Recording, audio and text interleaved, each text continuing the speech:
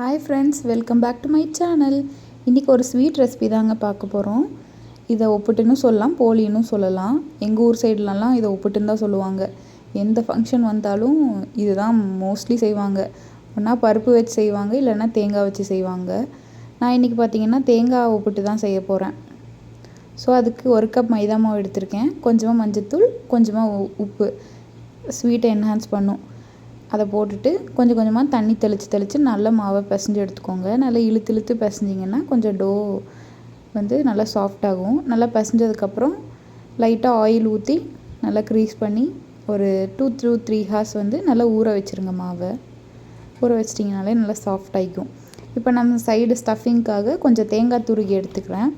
நான் இன்றைக்கி 1 கப் மாவுக்கு வந்து அரை மூடி தேங்காய் எடுத்திருக்கேன். அதுவே எனக்கு கரெக்டாக இருந்துச்சு. ஸோ திருகி எடுத்துக்கலாம். இப்போது அதுக்கு ஏற்ற மாதிரி 1 கப் வெல்லம் எடுத்திருக்கேன். வெல்லத்தை கொஞ்சமாக தண்ணி விட்டு நல்லா காய்ச்சி எடுத்துக்கிறேன். இப்போ அதையும் நல்லா ஃபில்ட்ரு பண்ணிவிட்டு வேற ஒரு பேனில் மாற்றிக்கலாம். பிகாஸ் ஏதாவது தூசு ஏதாவது இருக்குன்னு சொல்லிட்டு ஃபில்ட்ரு பண்ணிக்கிறேன். அந்த சர்க்கரை தண்ணி நல்லா கொதித்ததுக்கப்புறம் இப்போ நம்ம திருகி வச்சுருக்கிற தேங்காய் ஒரு 3-4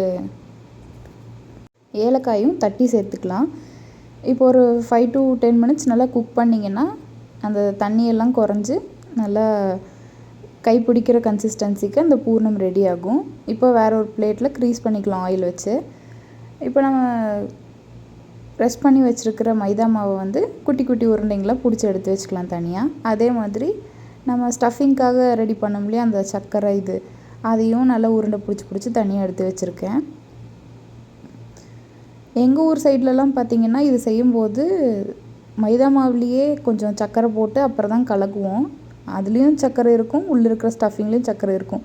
பட் நம்ம போலி ரெசிபின்னு பார்த்தம்போது மைதா மாவில் எந்த சர்க்கரையுமே ஆட் பண்ணாமல் தான் செஞ்சுருந்தாங்க.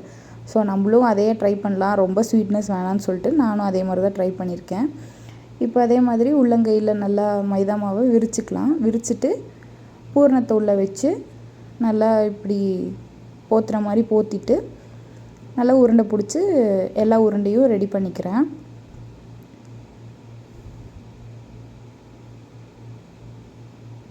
இது கொஞ்சம் டைம் கன்சியூமிங் ப்ராசஸ் தான், பட் மெதுவாக பண்ணிங்கன்னா ஈஸியாக பண்ணிடலாம். இப்போது அதை தட்டுறதுக்கு பார்த்திங்கன்னா ஒரு காகிதம் எடுத்துகிட்டு அதுக்கு மேலே கொஞ்சம் எண்ணெய் தடவிட்டு நல்லா மெல்லிசாக தட்டிக்கோங்க. அப்போ தான் அந்த மைதா மாவு ரொம்ப திக்காக இல்லாமல் நல்லாயிருக்கும். உங்கள்கிட்ட வாழை இலை இருந்துச்சுன்னா அதில் போட்டு தட்டி எடுத்துக்கோங்க, இன்னுமே பெஸ்ட்டு.